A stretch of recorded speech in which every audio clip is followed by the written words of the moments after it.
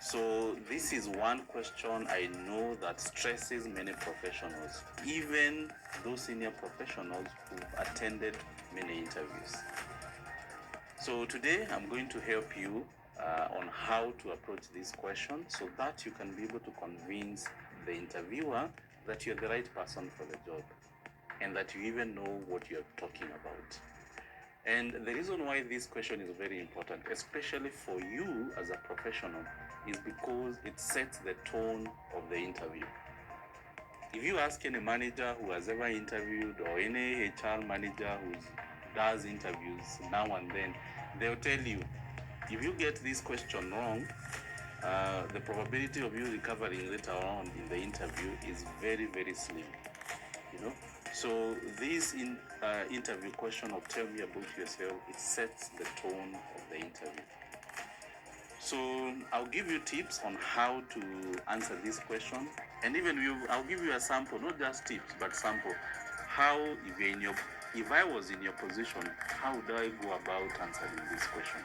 But before I give you the tips, I want us to look at the reason why this question really stresses most of us, and why do we fear this question, even if we know that. Sing or you're fired. What song did I used to sing? Was it me? Was it you? Was it all the... Just like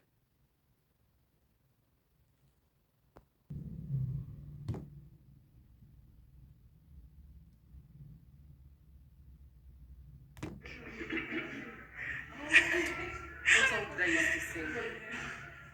Was it me? Was it you?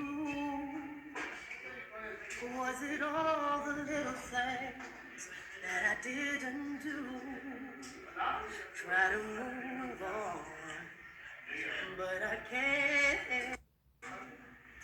No, I can't imagine being someone else's girl.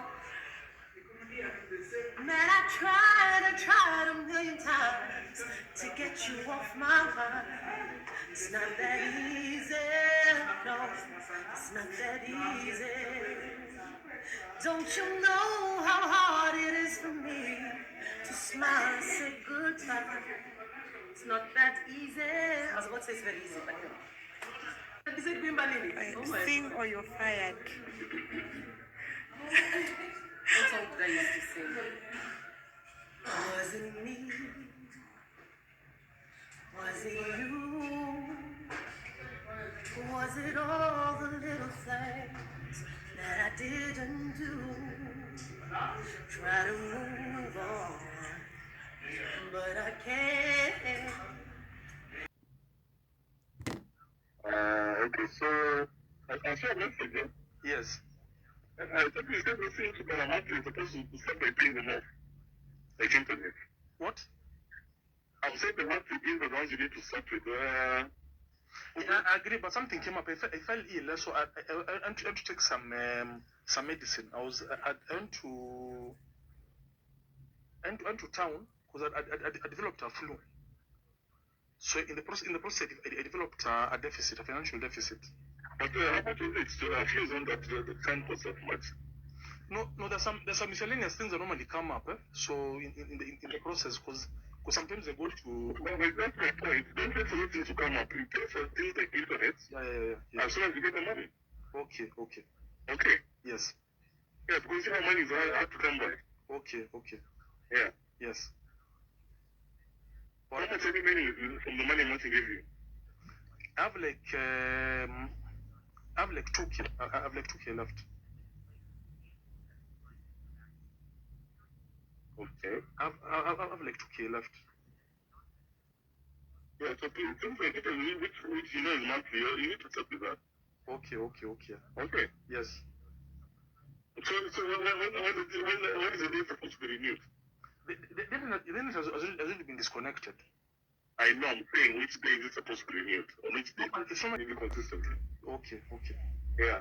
Because my hand is really tight. Okay. Yeah. And then now we booked at least for the December holiday. You've done what? We booked a hotel. Yes. This time we went to Malindi.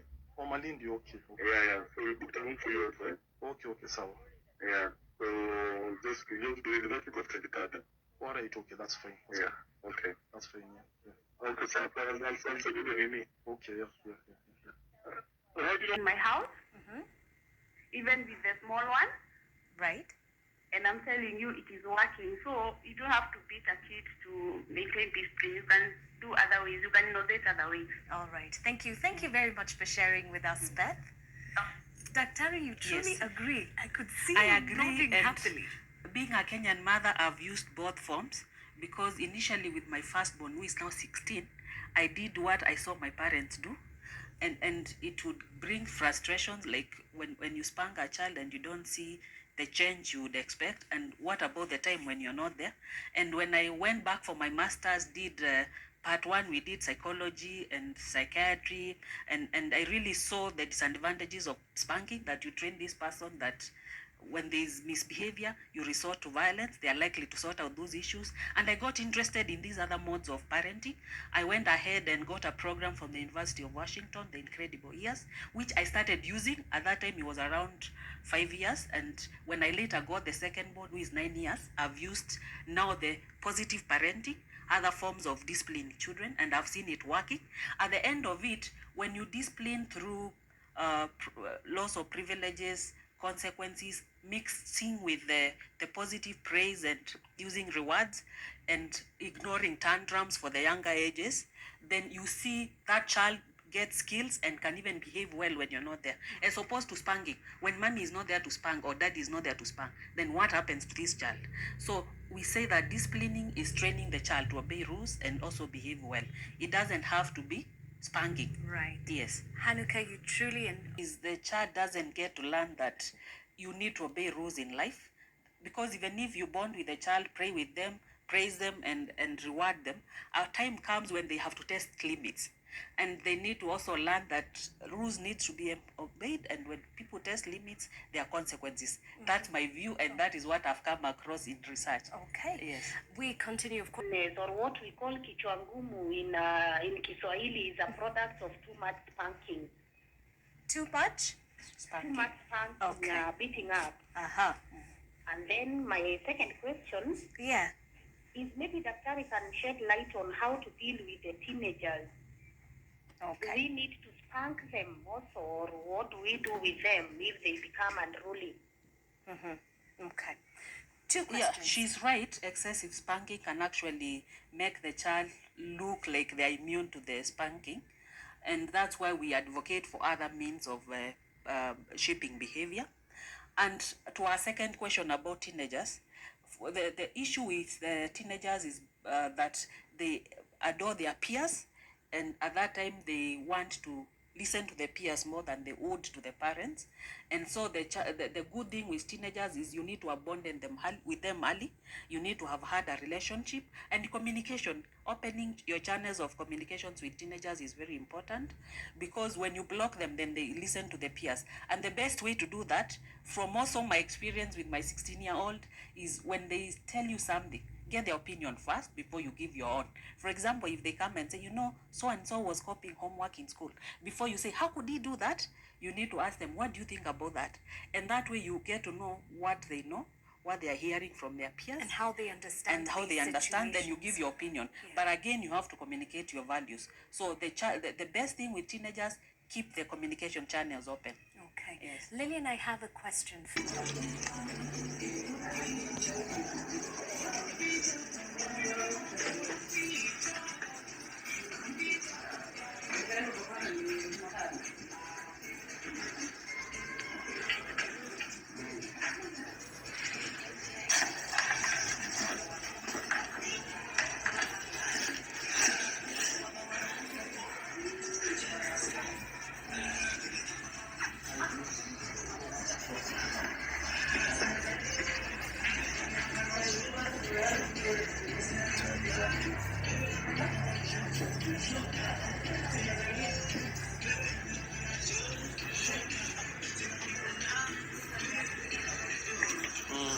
You need to type the laces off.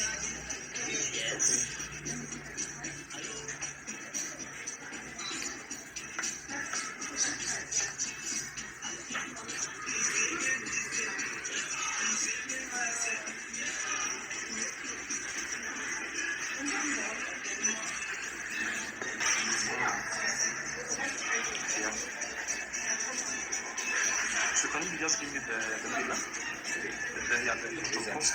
Yes. For the, I'm taking the three of them, yeah. The three of them, yeah. Can I touch them?